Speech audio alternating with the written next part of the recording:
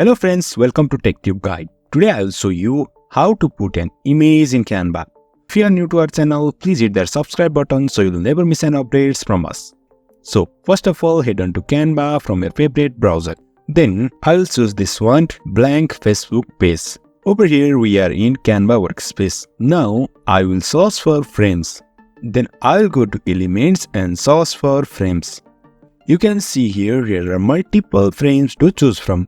For now, I'll choose this one. Okay, this is one frame which I have chosen.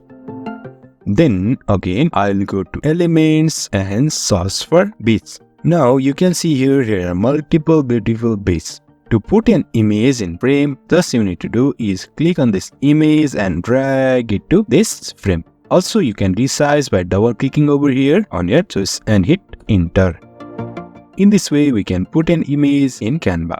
So if you find this helpful, please like, share and subscribe.